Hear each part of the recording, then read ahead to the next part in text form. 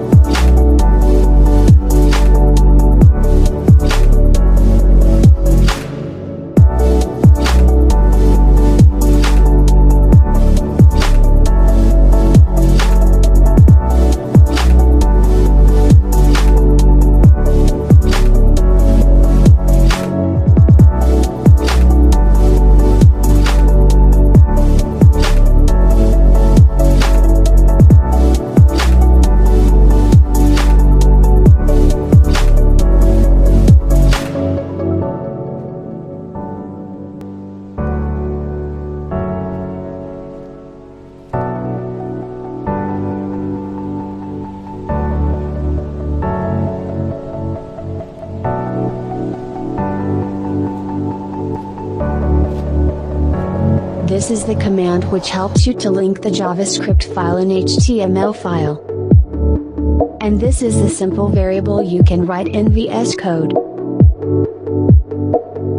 Now let's run the program. So this is the heading of our HTML program and this is the variable we have inserted in our JavaScript program.